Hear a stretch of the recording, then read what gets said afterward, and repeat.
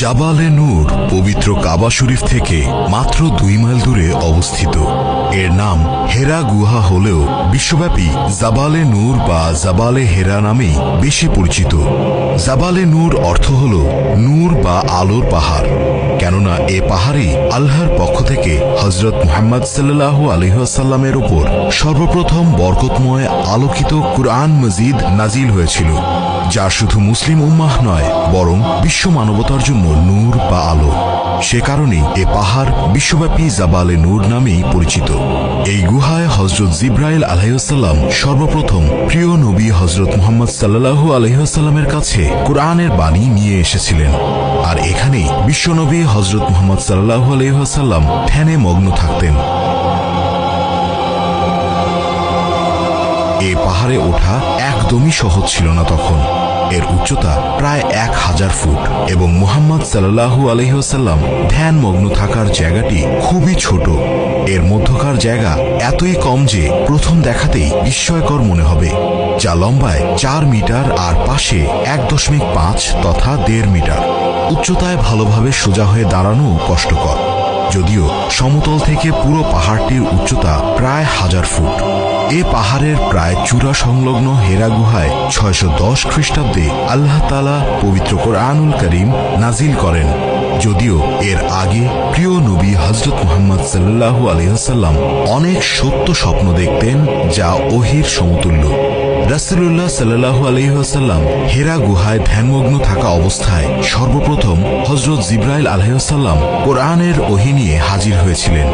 প্রিয় নবী হযরত মুহাম্মদ সাল্লাল্লাহু আলাইহি ওয়াসাল্লাম বর্ণনা করেন, এক রাতে তাহাজ্জুদের সময় মানুষের আকৃতিতে একজন ফেরেশতা প্রিয় নবীর কাছে আসেন এবং রাসূলুল্লাহ সাল্লাল্লাহু আলাইহি ওয়াসাল্লামকে বলেন, পড়ুন।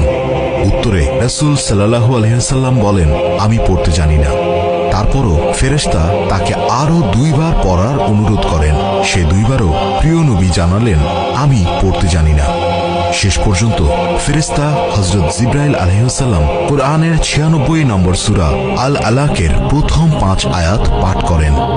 পাঠ করুন আপনার পালনকর্তার নামে, যিনি সৃষ্টি করেছেন মানুষকে জমাট রক্ত থেকে। পাঠ করুন আপনার পালনকর্তার নামে, যিনি মহান দয়ালু, যিনি কলমের সাহায্যে শিক্ষা দিয়েছেন মানুষকে যা সে জানত না। এ ছিল প্রিয় নবী হযরত মুহাম্মদ সাল্লাল্লাহু আলাইহি ওয়াসাল্লামের প্রতি হেরা গুহায় প্রথম ওহী। জাবালে নূর খ্যাত এই গুহায় ওহী লাভের মাধ্যমে প্রিয় নবী হযরত মুহাম্মদ সাল্লাল্লাহু আলাইহি ওয়াসাল্লাম নবুয়তি পালনের কঠিন জীবনের শুভ সূচনা করেন।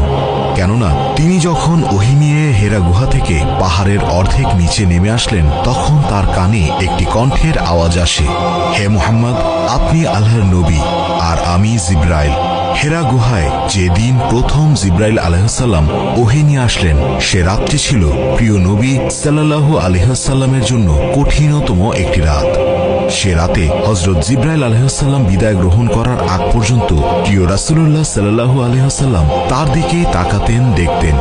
হযরত জিবরাইল আলাইহিস সালাম সব দিক থেকেই সামনে দাঁড়িয়ে আছেন, আর এতে তিনি ভয় পেয়ে গিয়েছিলেন। সেখান থেকে নেমে আসার সময় তার নবুয়তি পরিচয় সহ জিবরাইল আলাইহিস সালাম নিজের পরিচয় দিয়েছিলেন। তারপর প্রিয় নবী সাল্লাল্লাহু আলাইহি ওয়াসাল্লাম হেরা গুহা থেকে নিজ ঘরে ফিরে আসলেন। হযরত খাদিজা রাদিয়াল্লাহু আনহাকে বললেন, আমাকে কম্বল দ্বারা আবৃত করে দাও, জড়িয়ে ধরো।